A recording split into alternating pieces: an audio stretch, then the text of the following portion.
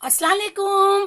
My name is Mehar. Welcome to my channel Sheikh Mehar 0007। अगर अभी तक आपने मेरे चैनल को सब्सक्राइब नहीं किया है तो प्लीज सब्सक्राइब कीजिए, लाइक कीजिए, शेयर कीजिए, ज्यादा से ज्यादा शेयर कीजिए। आज हम आपको बनाना बता रहे हैं परवल। बहुत ही टेस्टी है और बहुत ही झटपट से बन जाएगा। देखिए ये परवल कोई इसे कुछ अलग अलग नाम से बोलता है। ये देखिए छोटे छोटे जो आते हैं, इसको हमने एक एक में से चार चार पीस कर लिए हैं। वो लेंगे हमने ये 250 ग्राम लिए हैं। 6 से 7 हमने हरी मिर्ची ली है। 8 से 10 हमने लहसुन के जवे लिए हैं।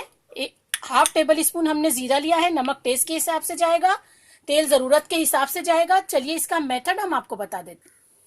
देखिए सबसे पहले हम ये हरी मिर्चों को और जीरे को और लहसुन को इसे मिक्सर में दरदरा पीस लेंगे, यानी कि थोड़ा मोटा मोटा पीस लेंगे और इसे हम पीस के आपको बताते हैं। ये देखिए हमने इसका दरदरा एक पेस्ट बना लिया है, जैसे चॉप करते हैं उससे और थोड़ा सा बारीक करा है, चॉप से थोड़ा बारीक।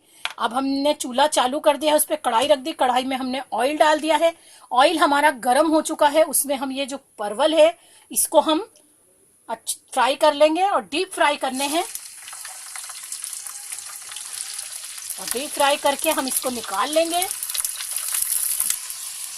ये देखिए अच्छे से परवल हमारे फ्राई हो गए हैं।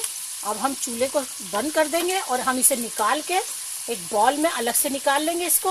और फिर आगे का मेथड हम आपको बताते। देखिए जो एक्स्ट्रा तेल था हमने वो निकाल दिया। सिर्फ हमने 2 टेबल स्पून के जितना तेल इसमें छोड़ा है। और चूल्हे को हम फिर से फास्ट कर देंगे। और ऑयल तो हमारा गर्म हो ऑलरेडी गर्म ही है। उसमें हम डाल देंगे ये जो हमने प्याज और लहसुन, हरी मिर्ची और लहसुन और जीरे को जो पीसे थे, चॉप करे थे, वो डाल देंगे। और इसे अच्छे से हम भूनने देंगे। ये देखिए अच्छे से भून चुका है। इसमें हम नमक डाल देंगे। नमक हम अपने टेस्ट के हिसाब से डाल रहे हैं, आप अपने टेस्ट के हिसाब से डालिए। और इसे मिक्स करके अच्छे से जो परवल हमने फ्राई करे थे वो डाल देंगे और इसे अच्छे से हम मिक्स कर लेंगे। ये देखिए परवल की भाजी कितनी अच्छी बन गई। और बस हम इसे निकाल लेंगे और गरम गरम सर्व करेंगे इसे हम आपको प्लेटिंग करके बताते हैं। देखिए परवल की भाजी हमारी तैयार है। बहुत ही अच्छी खुशबू आ रही है, बहुत ही अच्छी बनी है।